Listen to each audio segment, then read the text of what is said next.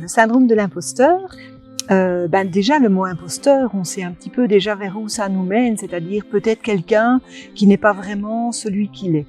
Alors celui qui souffre par contre du syndrome de l'imposteur, c'est lui qui a cette impression, cette parfois même certitude que c'est pas lui qui devait faire ce qu'on est en train de lui demander, qu'il n'en a pas les compétences, qu'on le lui demande parce qu'il n'y a personne d'autre qui est là disponible pour le moment, qu'il a pu le faire parce que c'était la chance du moment, il passait justement à cet instant-là, qu'en fait c'est pas lui qui l'a fait mais que d'autres y ont bien participé. Donc c'est vraiment quelqu'un qui n'arrive pas à se reconnaître comme étant l'acteur de la situation.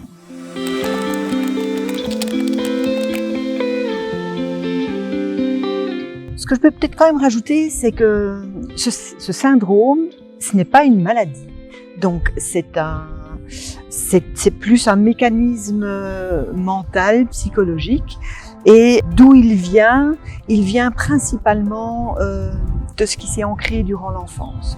Des parents qui étaient trop protecteurs, des parents qui mettaient toujours leur enfant sur un piédestal, ou alors à l'inverse, des parents qui ne considéreraient jamais les réussites et les avancées de leur enfant, ou pas seulement les parents, et je m'en excuse pour eux, pour ceux qui ont entendu plusieurs fois par an, mais les adultes, les référents, ceux qui observent, ceux qui vivent avec, et qui n'ont jamais pu encourager ou reconnaître l'enfant là où il en était, ou l'écouter dans ses besoins et dans ses peurs.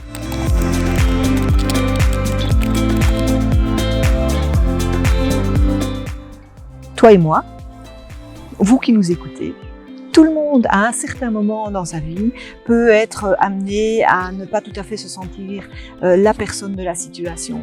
Mais si ça devient envahissant, on dira alors plus qu'on souffre de ce syndrome. Mais cette caractéristique de ne pas finalement être sûr qu'on est la bonne personne ou qu'on est suffisamment armé pour y répondre, on l'a tous déjà vécu.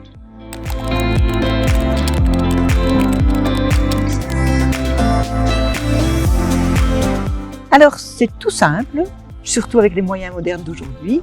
Donc il y a le test de Clones qu'on peut trouver sur internet, qui est gratuit et qui va vous donner déjà tout de suite un chiffre, un référentiel. Et si vous atteignez les 70%, eh bien c'est vraiment que c'est trop envahissant pour vous et que vous avez raison de vous dire que ça sort de la normale.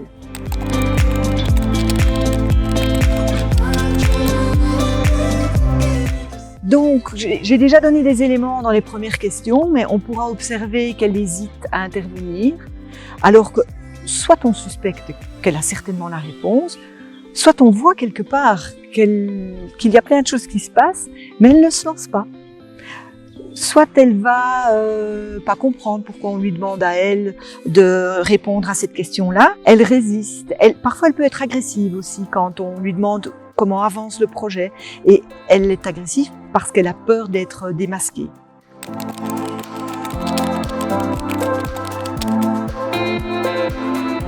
S'en sortir, c'est déjà se rendre compte qu'on est en difficulté régulièrement, faire un test, en parler à d'autres, accepter les compliments quand ils viennent.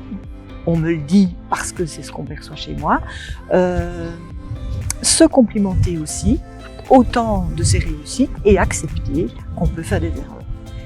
Et si vraiment on a envie d'aller davantage s'aider, on peut aussi choisir de suivre une thérapie ou rencontrer quelqu'un ou une formation de groupe, mais qui vous permettra à ce moment-là d'aller voir quel est le mécanisme qui vous est propre, parce qu'il y a aussi différents types de personnes qui souffrent du syndrome.